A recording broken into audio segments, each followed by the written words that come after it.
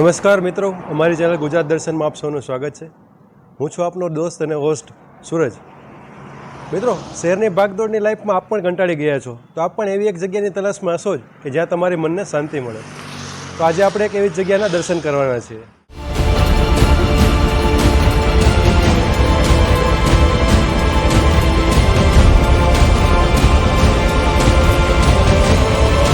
વિડીયોમાં આપણે દર્શન કરવાના છીએ ભૂતનાથ મહાદેવના। અમે આ વિડીયોમાં ભૂતનાથ મહાદેવની તમામ માહિતી આપશું કે ક્યાંથી જવાય, કઈ જગ્યાએ આવેલો છે, શું મંદિરનો ઇતિહાસ છે અને શું મંદિરનું મહત્ત્વ છે। તો અમારો વિડીયો એન્ડ સુધી જરૂર જોજો।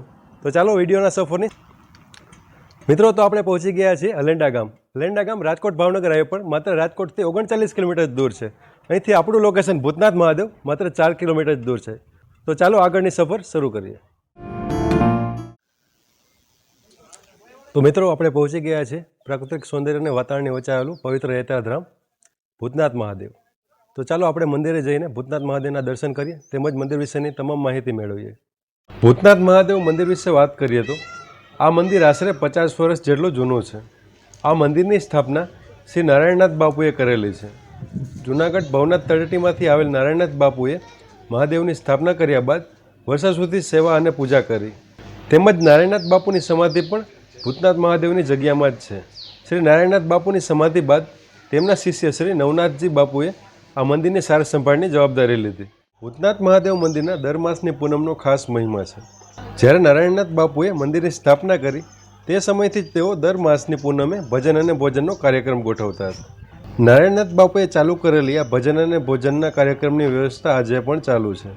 આજે પણ દર માસની પૂનમે અહીં ભજન અને ભોજનનો કાર્યક્રમ થાય છે, જેમાં મોટી સંખ્યામાં ભાવિકો ઉમટી પડે છે।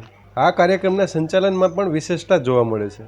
આ કાર્યક્રમનું સંચાલન અલેન્ડા, ડુંગરપુર, વાવડી, ઉમરાડી, બરદુઈ તથા કનેસરા સહિત ગ્રામ્યજનો દ્વારા સ્વયંશિષ્ટ અને લાગણી સાથે કરવામાં આવે છે। ભૂતનાથ મહાદેવના મંદિરમાં અસંખ્ય બીલીપત્રના વૃક્ષો પણ આવેલા છે, જેમાં પંચમુખી, સપ્તમુખી, નવમુખી તેમજ 11મુખી બીલીપત્રનો સમાવેશ થાય છે।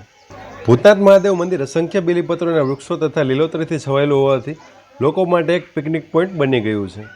ભૂતનાથ મહાદેવ મંદિરની એક વિશેષતા એ પણ છે કે અહીં આખો શ્રાવણ માસ અન્નક્ષેત્ર ચાલુ રહે છે।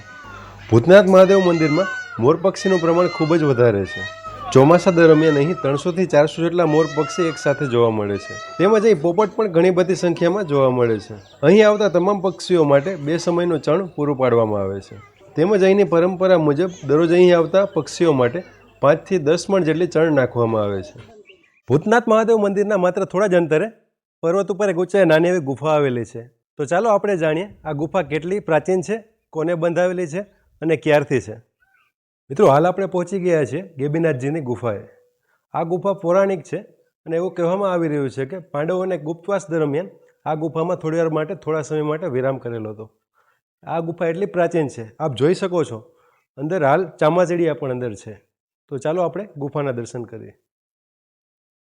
આ મંદિરની બાજુમાં જ ગેબીનાથની એક ગુફા આવેલી છે, જે શાસ્ત્રોમાં જણાવ્યા પ્રમાણે મહાભારતના પાંડવો વખતની હોવાનું સામે આવ્યું છે। કહેવામાં આવી રહ્યું છે કે પાંડવોના ગુપ્તવાસ સમયમાં પાંડવોએ આ ગુફામાં થોડો સમય પસાર કર્યો હતો। તો મિત્રો, આ હતા ભૂતનાથ મહાદેવ। આપ પણ આપના પરિવારજનો તેમજ મિત્રો સાથે એકવાર દર્શન કરવા જરૂર પધારજો। એકવાર ફરી જ મળીશું આવા જ એક પ્રકારના વિડીયો સાથે, એક નવી જગ્યા સાથે। ત્યાં સુધી અમારી ચેનલ જોતા રહો ગુજરાત દર્શન। જય હિન્દ।